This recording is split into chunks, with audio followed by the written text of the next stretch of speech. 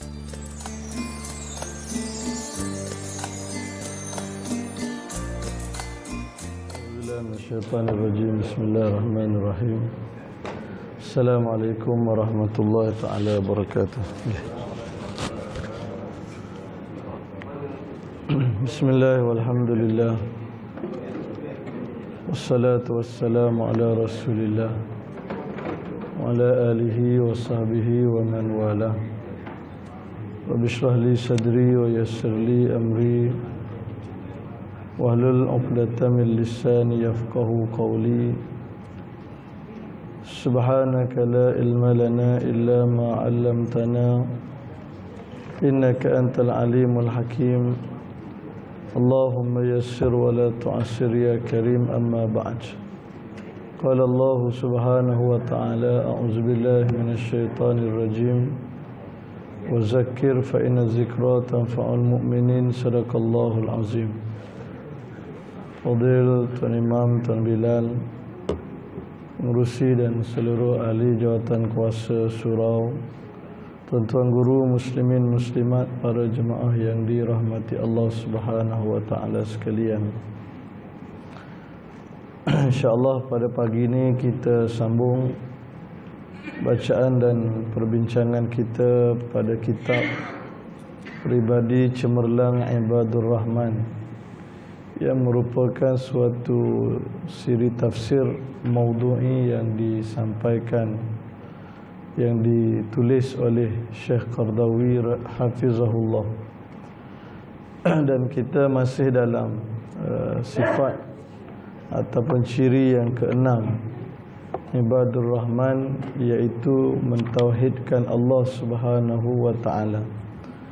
Berbaki dalam beberapa perkara sahaja sebelum kita masuk kepada ciri yang ketujuh Ibadur Rahman.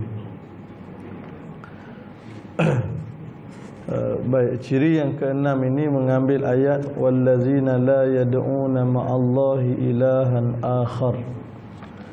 Wallazina la yad'una ma'allahi ilahan akhar, dan juga mereka yang tidak menyembah sesuatu yang lain bersama-sama Allah.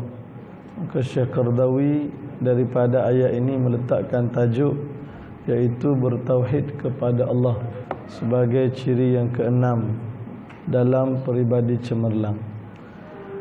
Tauhid yang sebenar menjadikan peribadi orang Muslim kuat untuk berdiri di sisi kebenaran, membela dan berjuang dengan jiwa dan hartanya, serta mengorbankan yang mahal dan yang murah.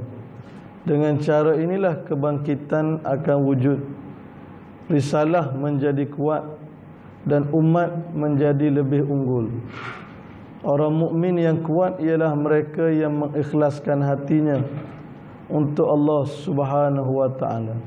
Yusuf alaihissalam pernah berkata kepada temannya di penjara, "Hai kedua penghuni penjara, manakah yang baik, Tuhan-Tuhan yang bermacam-macam itu, atau Allah yang Maha Esa lagi Maha Perkasa?" Baik, tuan-tuan yang dirahmati Allah Subhanahu wa taala sekalian, natijah kepada tauhid yang benar kepada Allah Subhanahu wa taala ialah menjadikan seseorang itu menjadi seorang yang kuat dari sudut peribadinya, dari sudut akidahnya, untuk berjuang dan menegakkan agama Allah Subhanahu wa taala. Bukan sekadar itu, kesanggupan untuk mengorbankan segala apa yang ada padanya semata-mata kerana Allah Subhanahu wa taala. Tuan-tuan yang dirahmati Allah Subhanahu wa taala sekalian, tauhid yang sebenar yang ada bila dalam hati ini benar-benar melekat akan Allah Subhanahu wa taala segala-galanya, maka tidak ada kebimbangan kepada manusia terhadap apa yang berlaku di dunia ini. Jika benar dia yakin Allah Subhanahu wa taala itu Tuhan yang penuh iktikadnya dalam hati. Kadang yang jadi masalah tuan-tuan sekalian, tauhid yang ada pada kita ni tauhid sekadar surface sahaja, sekadar luaran, mendatar sahaja. Itu yang kadang kita duk nampak kalau bincang bab rezeki, kita duk nampak orang yang beri. Kita bincang masalah sihat pula duk nampak doktor, duk nampak tok bomo. Bila bincang masalah mudarat ke apa, kita duk nampak kepada manusia, menyebabkan hidup kita penuh dengan keresahan.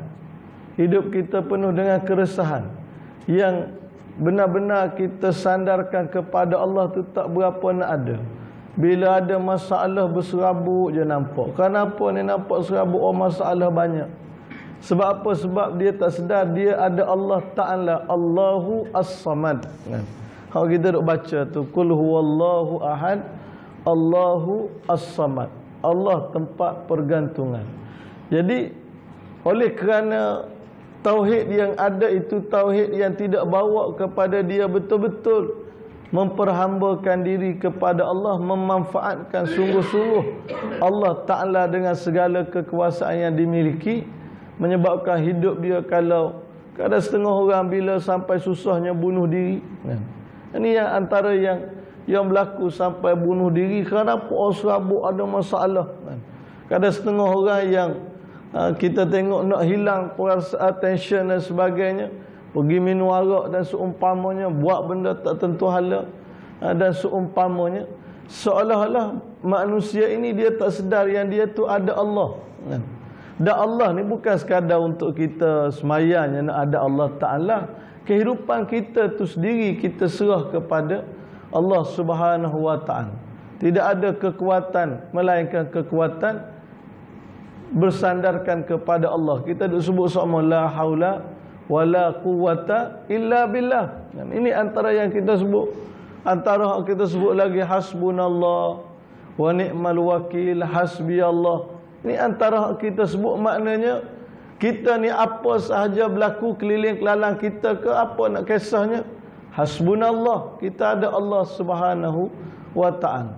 Kita ada Allah Ta'ala bersama dengan kita. Keimanan yang benar, yang sebenar-benarnya kita lihat ada contohnya yang ditunjukkan oleh Nabi kita Muhammad sallallahu alaihi wasallam. Bukan nak kata Abu Bakar tu iman dia tak benar, iman dia sempurna, iman dia hebat, tapi bagaimana Nabi menampakkan contoh yang lagi hebat kepada kita sewaktu berada dalam Gua Sur, berlindung seketika dalam peristiwa hijrah di antara Mekah ke Madinah, berlindung dalam gua yang gua tu dari sudut fizikalnya memang tak selamat.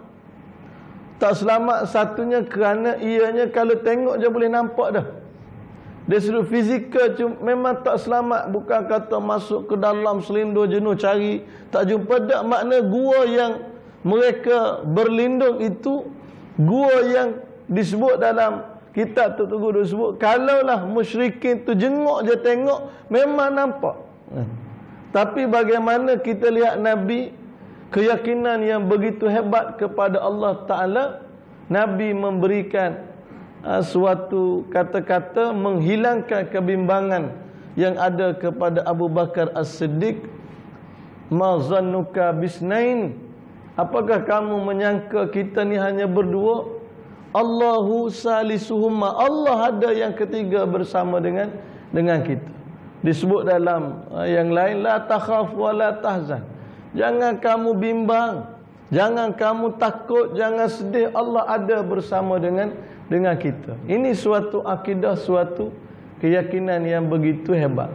Kita lihat tuan-tuan sekalian, keyakinan yang sebenar kepada Allah Subhanahu Wa Ta'ala ini benda nampak mudah, tetapi ada ketikanya dia, manusia ini dia masih terawang-awangan. Kita ambil contoh dalam konteks orang-orang politik sebagai contoh.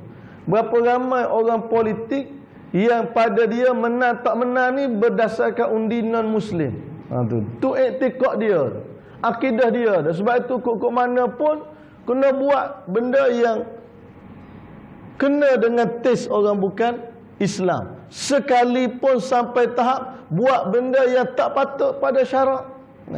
Semata-mata iktikad dia tu, akidah dia Nak menang, kena menang dengan undi Cina dalam konteks politik Malaysia. Seolah-olah Allah Ta'ala tak wujud dalam hidup mereka, dalam percaturan menang kalah mereka. Sebab tu kita boleh jadi tuan-tuan terperasan kalau tidak ada satu video yang melibatkan seorang ahli parlimen beragama Islam dengan seekor ayam putih. Tuan-tuan tengok ke tidak video tu? Kalau tak tengok, saya syurkan tuan-tuan tengok. Kita wallahualam kalau tuan-tuan tengok tafsiran macam mana. Cuma nak ceritanya ni hak Gongsi Pacar ni kan tahun dia punya tema dia tahun ayam kan. Tahun baru Cina ni dia panggil tahun ayam tahun ni kan. Jadi duk keliling ni ayam, ni sangkar, ni ayam putih duk begini dekat ayam tu kan. Maknanya begitu lebih kurang. Tu ayam duduk situ kan. Kita kata ni buat perangai apa ni sampai nak, tak tahulah, kalau zahirnya nampak macam puja lah, lebih kurang begitulah kot. Kau tak tahulah kot edak dia nak betul dah sakit urat ke apa dah. Jadi serentak tu begini kan. Kita kata apa pasal nak rakyat orang bukan Islam punya pasal sampai tahap nak buat gitu juga pada ayam putih tu, apa hal kan? Ini yang kadang nak lihat. Sebab apa? Sebab tak boleh kita kalau dalam konteks politik Malaysia nak menang mesti dengan orang bukan Islam. Tak boleh balas dengan mereka. Mereka lawan Islam ke? Tu cerita lain. Yang penting kita nak menang dengan sebab mereka. Ini cerita orang politik dia tak yakin Allah Ta'ala yang beri kemenangan.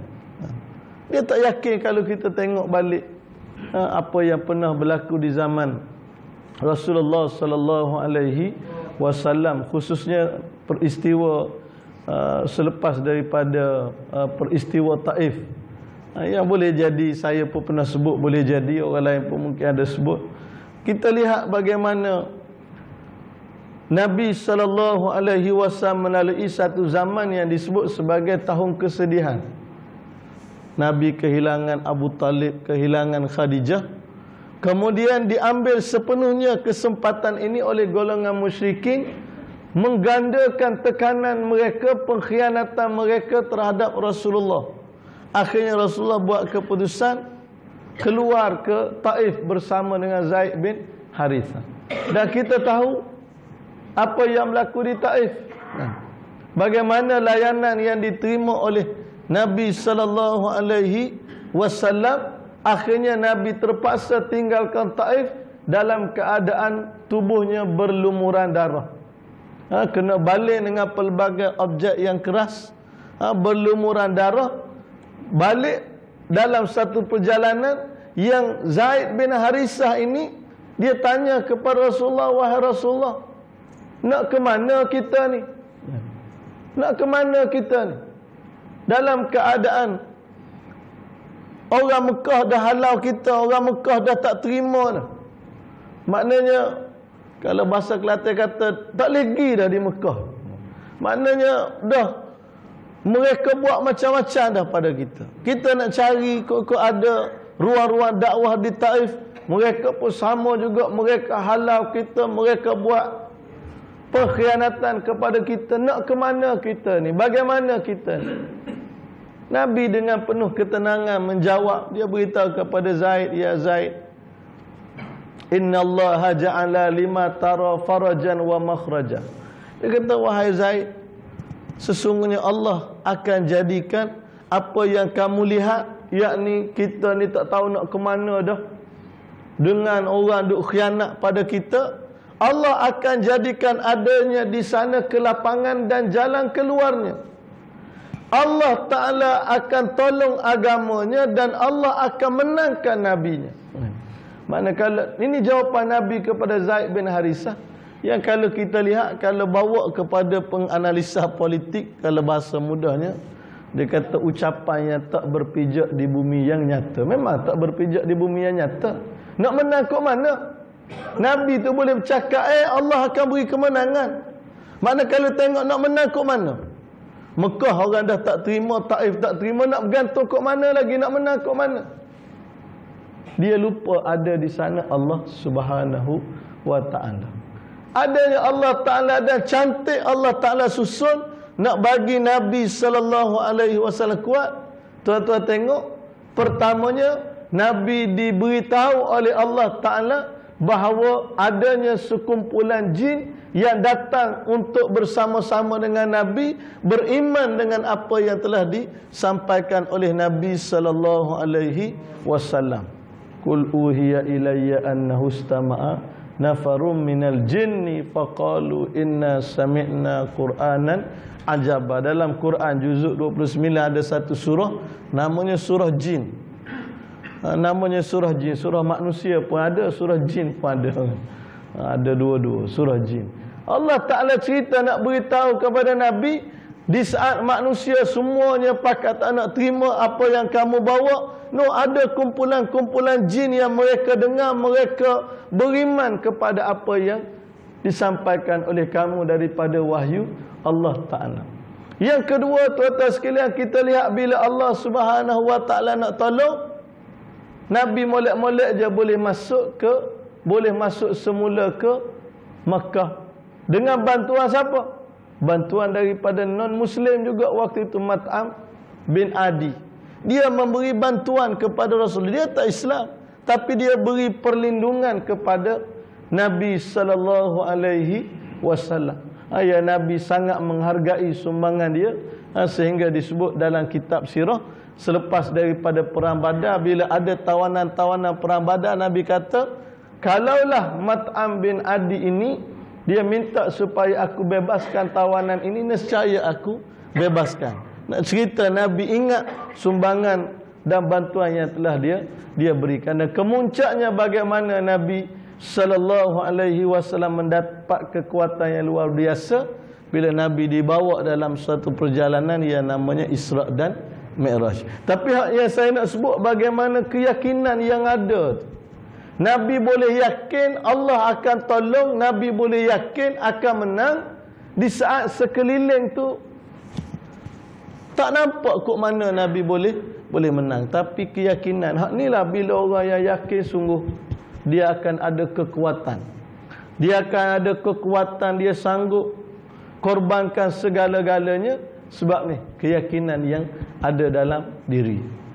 Abu Bakar As-Siddiq radhiyallahu anhu, kisah yang tuan-tuan pun sedia maklum, dalam bab menderma tak ada siapa boleh lawan. Tak ada siapa boleh lawan. Bila diberikan harta benda untuk perjuangan, bila ditanya kepada dia, wahai Abu Bakar, apa yang kamu tinggalkan? Apa jawab dia? Allah Rasul. Itu dia. Tingginya dia punya keyakinan dia terhadap Allah Subhanahu wa Ta'ala. Sebab itu orang yang benar-benar dalam hatinya punya akidah yang benar, apa sahaja yang berlaku, insya-Allah dia tak ada masalah. Bila dalam hati ni kuat. Tapi kalau dalam hati ni keyakinan Allah yang beri rezeki pun tak berapa nak ada, tu yang dia jadi, dia panggil orang yang tidak ada pendirian, tidak ada pendirian. Ramai yang jenis orang tanya begini, dia kata begini. Mari kuat ni pula orang tanya begini, dia kata begini. Allah, orang yang tidak ada pendirian bila dalam ni tak berapa kuat. Bahkan dengan cara inilah juga kita boleh bangkitkan kehebatan kepada umat Islam. Keyakinan luaran tak sah, memang kita tak mampu ni. Keyakinan dalam ni nak kena ada, nak kena kuat. Hak luaran ni sebagai support sahaja. Yang penting dalam tu yang mesti kuat. Orang yang menyembah pelbagai Tuhan, memiliki hati yang bercabang-cabang dan keinginan yang bermacam-macam, sehingga dia tidak tahu mana yang harus dibuat, diradai atau dimarahi, seperti yang telah digambarkan oleh Allah Subhanahu wa Ta'ala dalam Quran. Daraballahu masalan rajulan fihi syuraka'u mutasyakisuna wa rajulan salaman lirajul hal yastawiyani mathala alhamdulillahi bal aktsaruhum la ya'lamun. Allah memberi satu perbandingan. Seorang hamba lelaki yang dimiliki beberapa orang yang berkongsi, yang bertentangan tabiat dan kemahuannya, dan seorang hamba lelaki yang lain hanya dimiliki seorang sahaja. Adakah kedua-dua hamba itu sama keadaannya? Tentu sekali tidak. Alhamdulillah, segala pujian bagi Allah Subhanahu wa ta'ala. Bahkan sebahagian besar daripada mereka tidak mengetahui. Ini merupakan perumpamaan yang sangat jelas. Seorang hamba yang dimiliki oleh seorang tuan, dia tahu apa yang disukai tuannya dan apa yang tidak disukainya. Kerana dia memperhatikan hal-hal yang disukai tuannya, maka dia boleh selalu berdekatan dengannya. Sementara ada hamba lain yang dimiliki beberapa orang tuan yang berkongsi pemilikan ke atas hamba tersebut, lalu mereka saling bertengkar. Yang satu menyuruhnya ke timur, yang lain menyuruhnya pergi ke barat, sehingga dia tidak tahu siapa yang suka dan siapa akan marah, siapa yang harus ditaati dan siapa yang harus didurhakainya. Begitulah perbezaan orang yang bertauhid, perbezaan antara orang yang bertauhid dengan orang yang musyrik, antara orang mukmin dengan bukan mukmin, antara ibadur rahman dan hamba selain ar-Rahman. Senang untuk kita fahami contoh yang dibawa oleh Allah Subhanahu wa taala. Daraballahu masalan rajulan fihi syuraka'u mutasyakisuna wa rajulan salaman lirajul. Hal yastawiyan? Allah Taala tanya. Seorang ni dia ada dia sebut ada syuraka, beberapa orang yang dikongsi yang bertentangan dengan kemahuan, dan satu lagi dia hanya ada satu sahaja. Kita bila dalam hidup kita hanya letakkan Allah Subhanahu wa taala sahaja, maka insya-Allah kita selamat. Hala tuju kita jelas. Tapi bila dalam hidup kita ni di samping Allah Taala tu ada macam-macam, hak tu yang akhirnya berlaku manusia terseleweng, tersasar daripada hidupnya. Sebab apa? Sebab selain daripada Allah Taala, dia ada lagi matlamat yang lain. Dalam kita duk baca suratul Fatihah, iyyaka na'bud, hanya engkau wahai Allah yang kami sembah, pada bacaannya tiba-tiba pada realitinya selain daripada Allah ada lagi. Dia berkiblatkan pangkat, dia berkiblatkan harta, hatu yang akhirnya dia ketepikan halal haram semata-mata dia nak perhambakan diri kepada harta. Ketepikan halal haram semata-mata nak perhambakan diri kepada pangkat, jawatan dan sebagainya. Ini yang berlaku.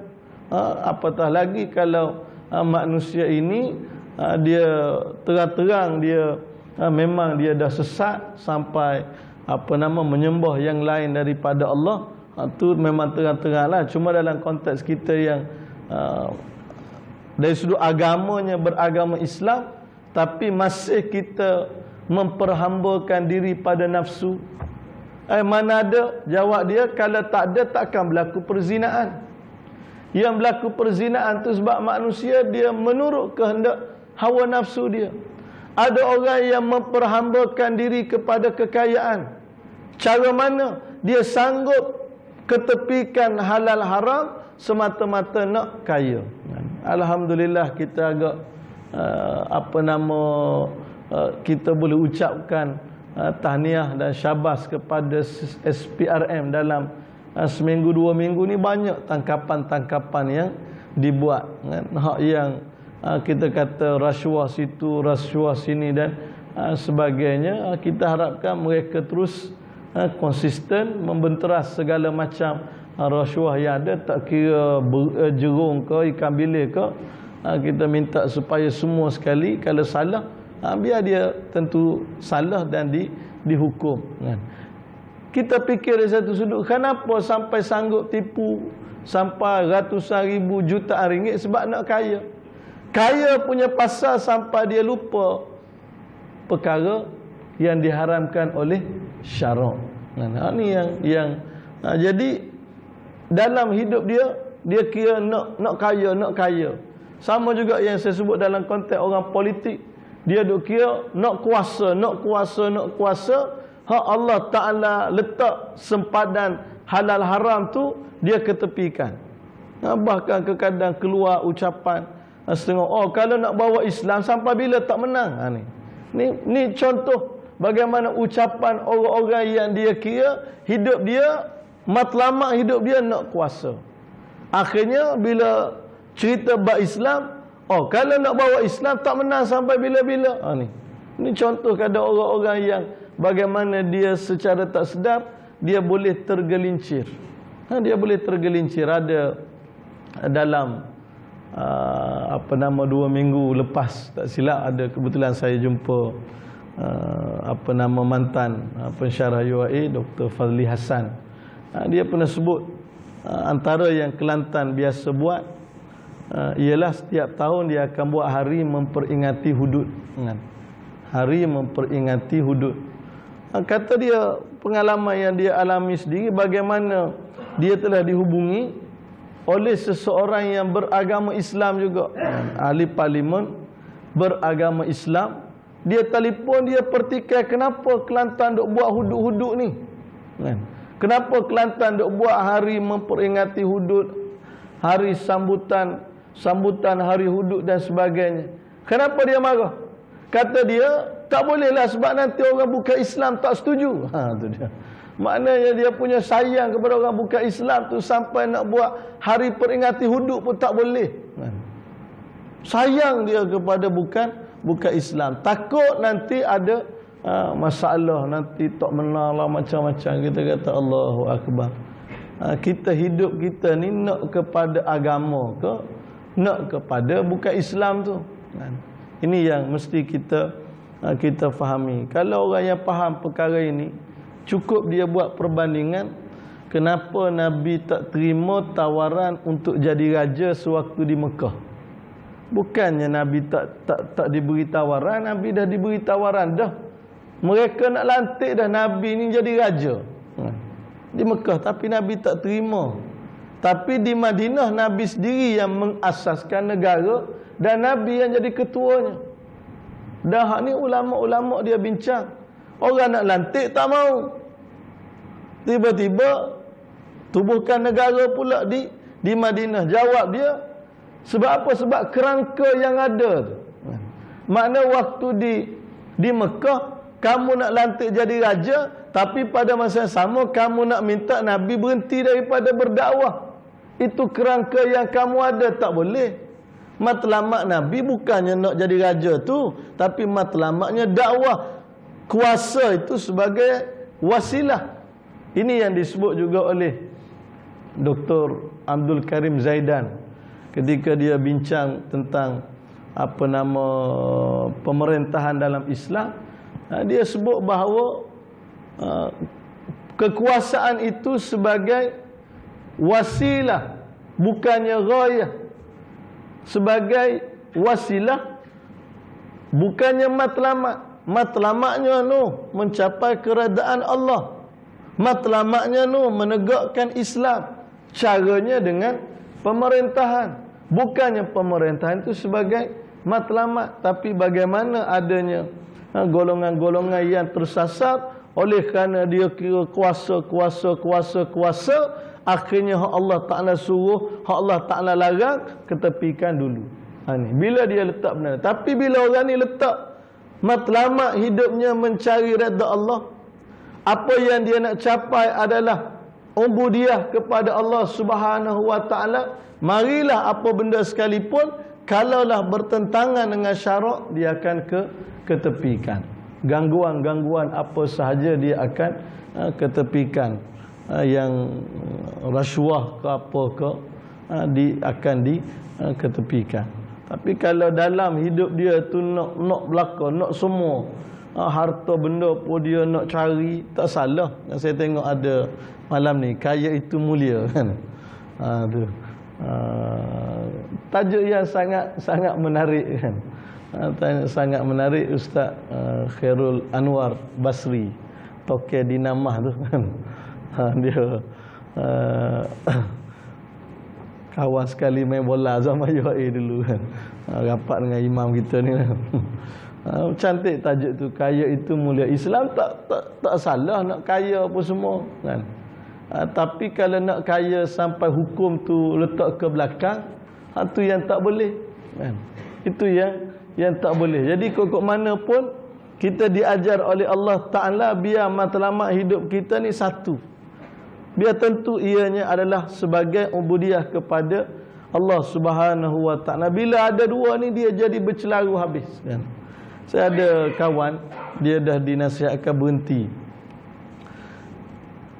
Kita standard lah mana-mana pun bila kita bekerja, mana boleh ada dua majikan pada waktu yang sama kan. Mana boleh ada dua majikan pada waktu yang sama, kecuali dah office hour pertama kita habis pukul 5 petang, kemudian ada majikan yang kedua yang malam punya contohnya mungkin kelas Quran ke apa ke, tu cerita lain lah. Ini siang hari ada dua majikan, jadi boleh kesannya ke mana dia ni agak kerap tak masuk kelas kan. Agak kerap tak masuk kelas. Kadang waktu mesyuarat di peringkat jabatan tak boleh mari, ada urusan di luar. Rupa-rupanya bila siasat, rupanya dia ada majikan satu lagi kan, duk pergi mari begitu kan. Akhirnya dia mula-mula bolehlah dia nak sembunyikan, tapi dah banyak kali kelas tak masuk, meeting banyak kali, rupanya ada dua majikan. Biasanya bila dua majikan memang salah lah. Kita kata sama ada nak pecat ke awak nak berhenti kan. Maknanya pilih satu sudahlah. Awak nak kalau dah nak dengan majikan tu, kerja dengan majikan tu. Ni waktu pun nak makan juga, ni pun nak makan juga, mana boleh disuruh hukum, dah salah dah.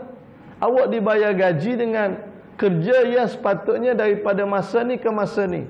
Standard government lah kita kata 8 jam sehari kan, standard government. Awak dibayar gaji dengan 8 jam sehari. Sebulan awak dapat gaji. Tiba-tiba yang awak kerja 4 jam sini, 4 jam sana. Mana boleh. Dia suruh hukum pun salah, dia suruh etika kerja pun salah. Mana boleh. Maknanya kalau nak buat part time boleh, tak ada masalah, tapi tak mengganggu timing yang sepatutnya dia panggil tugas hakiki dia kan. Ramai je kawan-kawan saya pun duk buat part time, duk mengajar di USIM, mengajar di UPM apa semua, tapi dia tak mengganggu waktu kelas yang biasa ni. Tapi ada seorang sahabat ni, dia pun dah berhenti, dinasihatkan berhenti, dia pun berhentilah. Kita kata kalau awak dipecat, rekod buruk awak, rekod awak jadi buruk kan. So dia berhenti. Patutlah yang tak ada semua kan. Asal cek tak ada ni kan. Kenapa urusan di luar tu dia panggil bahasa selamat, ada urusan di luar. Urusan di luar semua, tiap-tiap hari urusan di luar. Rupanya ada majikan lain. Tu kita kata simple je, jadi menyebabkan situ pun jam, sini pun jam. Itu yang berlaku. Dia mana-mana majikan pun dia tak boleh terima begitu, standard lah kan. Mana-mana majikan pun dia tak boleh terima. Jadi itu benda yang mudah. Bila kita buat satu benda matlamat, nak 3-4 matlamat, akhirnya dia akan jadi tersasar. Tapi kalau matlamat hanyalah semata-mata kerana Allah Subhanahu Wa Ta'ala, kita tak akan terjejas, tak akan tergugat. Marilah apa sahaja yang berlaku, matlamat kita semata-mata kerana Allah Subhanahu Wa Ta'ala. Tapi orang yang tak faham tuan-tuan sekalian, kadang hari ni kalau kita lihat dalam konteks politik, kadang kita kena sedar antara perkara yang lebih besar adalah aspek agama tu. Aspek agama tu lebih besar. Politik ni sekadar wasilah dalam kita nak menterjemahkan agama tu sendiri. Dan ini pun yang disebutkan oleh ulama bila menghuraikan konsep khalifah, menegakkan agama tu, konsep dia iqamatuddin wa siyasatud dunya bihi, menegakkan agama dan takbir dunia dengan agama. Tapi kadang setengah orang bila dia tak boleh nak beza antara tuntutan agama dengan politik, akhirnya apa sahaja yang dibuat salah belaka, sekalipun untuk kepentingan umat Islam.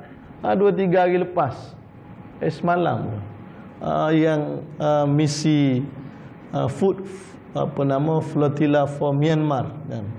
Maknanya benda itu yang kita kira tengok apa yang dihadapi oleh teman-teman kita yang Muslim di Myanmar dalam keadaan tak dapat pembelaan, maka dibuat dengan pelbagai NGO termasuk kerajaan dan sebagainya, buat usaha cari dana, cari sumbangan dan sebagainya, buat suatu misi nak hantar makanan ke sana. Yang kau ada daripada Gombak ada 3 orang yang turut serta dalam misi ni, dalam berapa banyak makanan, dalam 2000 tan rasanya tak silap yang dibawa dengan bot melibatkan 200 anggota lebih peserta misi.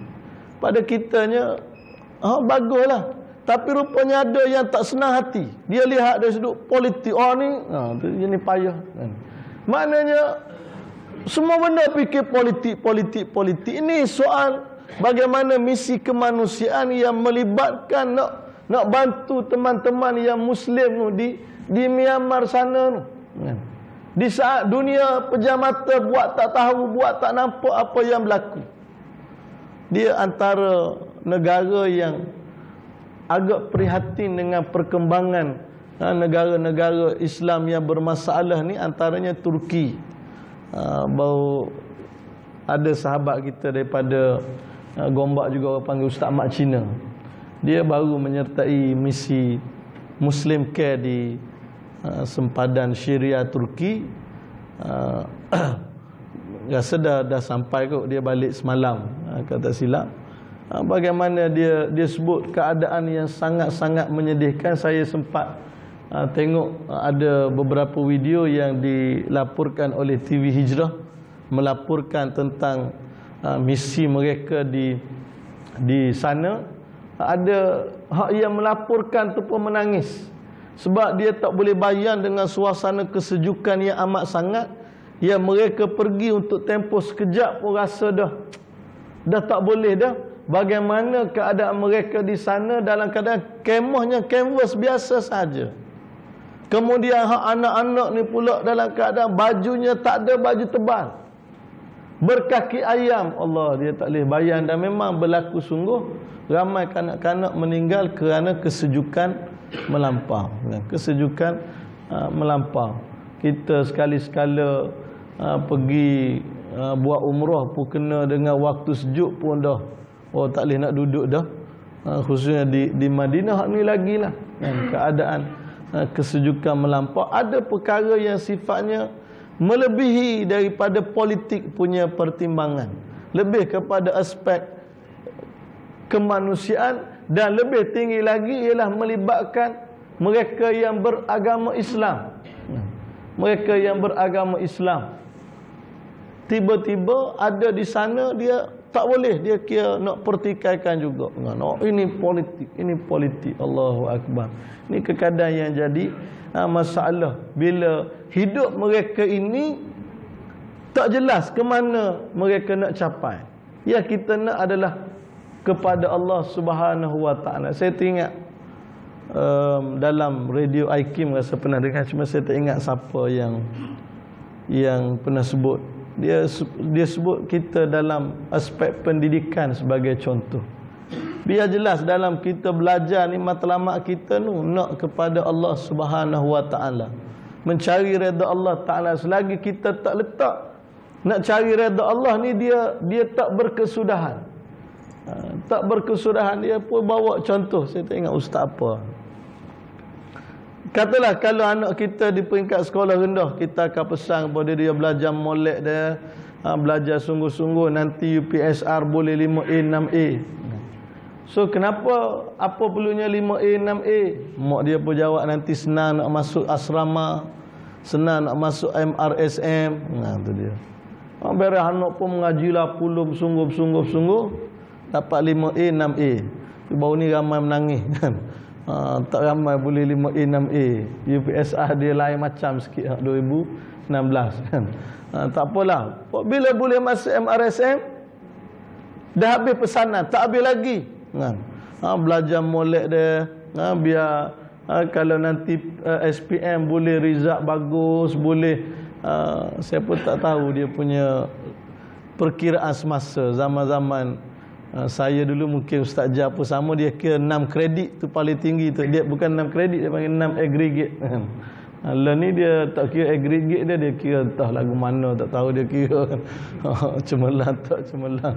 Dulu dia kira 6 aggregate tu kira TikTok lah tu kan. Maknanya kena mengaji biar result begini-begini. Kenapa senang nak masuk universiti? Jadi anak popular masuk universiti. Bila masuk universiti tak berhenti lagi. Pesan pula mengaji bersungguh dah, mengaji bersungguh supaya apa? Senang nanti bila grad dapat kerja. Habis. Tak habis lagi bila kerja pesan pula. Kerja molek dah gini-gini. Kenapa? Senang nak naik pangkat. Bila dah naik pangkat, ada lagi pesanan, ada lagi buat molek dia. Mana tak berkesudahan semua.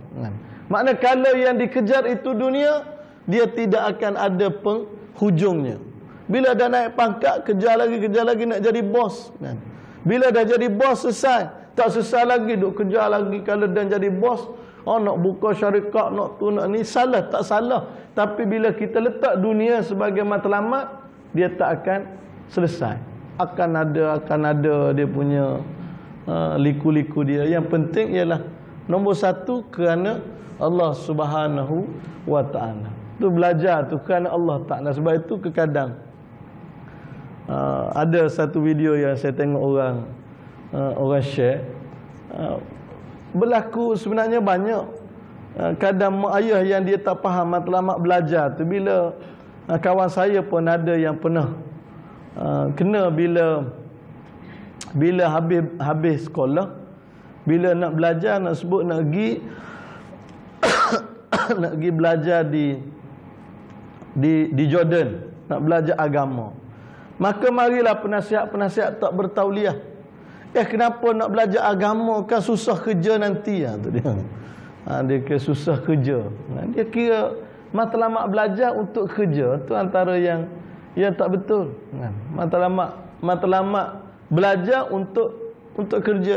Dia sebut, dia ingat lagi kan. Dia ada ingat lagi ada ramailah yang penasihat-penasihat tak bertauliah ni kan. Dia kira habis bidang yang boleh kerja apa dia kena ambil ni, engineering, ambil sains, tu beres. Tu insya-Allah kerja beres. Makna matlamat belajar ni untuk kerja kan. Dia kira di situ. Tak salah ke? Bukan soal salah. Salah ambil engineering, tak salah, boleh belaka.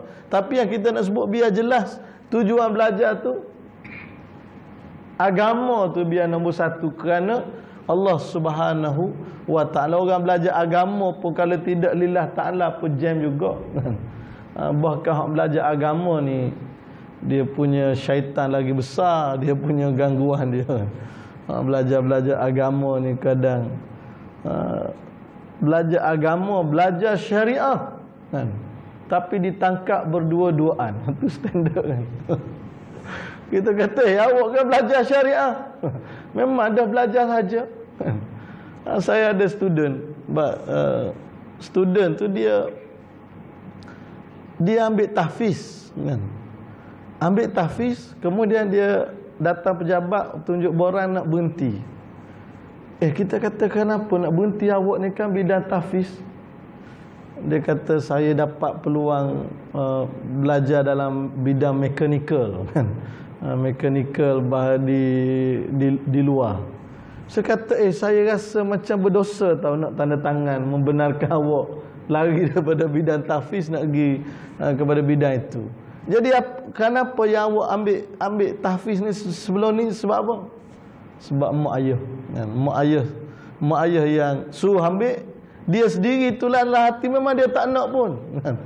Jadi kita Allah sayangnya kan, peluang ada dah untuk belajar tahfiz Quran, tiba-tiba tak tahulah kan, dia jadi rasa tak boleh nak bawa ke apa ke, akhirnya pergi ke bidang-bidang.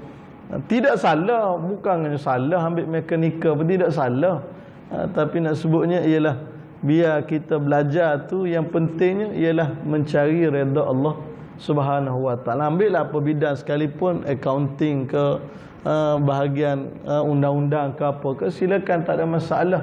Tapi biar matlamat tu nak mendapatkan redha Allah Subhanahu wa ta'ala, supaya bila matlamat semata-mata kerana Allah, maka hala tuju kita jelas. Kita berpolitik ke matlamat nak redha Allah, jelas. Dalam berniaga ke bila matlamat redha Allah, kita akan jelas kita punya movement kita, pergerakan kita. Ibadur Rahman membebaskan diri daripada segala sembahan dan Tuhan selain Allah Subhanahu wa ta'ala, tidak berdoa kepada Tuhan lain bersama Allah Subhanahu wa ta'ala, dan begitulah seharusnya keadaan bagi setiap orang Muslim. Itu yang sepatutnya ada pada kita. Sekadar itu untuk pagi ini. Wallahu ta'ala alam. Bismillahirrahmanirrahim. Alhamdulillah rabbil alamin, wassalatu wassalamu ala asyrafil anbiya'i wal mursalin wa ala alihi washabihi ajma'in. Allahumma faqihna fid din wa 'allimna at-ta'wil wa hadina ila siratikal mustaqim. Allahumma hdina siratal mustaqim, siratal ladzina an'amta 'alaihim minan nabiyyin was-siddiqin wasyuhada'i was-salihin wa hasuna ulaika rafiqa. Allahumma ij'al jam'ana hadza jam'an marhuma wa tafarruqana min ba'dihi tafarruqan ma'suma wa la taj'alillahumma lana wa la ma'na syaqiyan wa la mahruma wa la matruda. Wa sallallahu ala sayyidina Muhammad wa ala alihi washabbihi ajma'in walhamdulillahi rabbil alamin. Taqabbalallahu minkum. Tuan-tuan sekalian, sebelum saya akhiri, hujung kat tiang tu saya ada bawa kalendar yang kita terbitkan atas nama Seriti, Sekolah Rendah Integrasi Trust Islam Al-Mustaqim, yang kita wujudkan di belakang sana, di belah Taman Selasih. Ada kalendar Islamnya tahun hijrah dan ada juga waktu solat. Boleh diambil secara percuma. Cumanya dalam tu ada, kita letak nombor akaun. Jadi sebarang sumbangan dan sebagainya sangat dialu-alukan, tapi ambilnya percuma sahaja. Jadi kalau terlintah nak beri sumbangan, tengok nombor akaun, bila-bila pun boleh beri sumbangan, boleh ambil lah secara percuma. Wallahu a'lam. Assalamualaikum warahmatullahi wabarakatuh.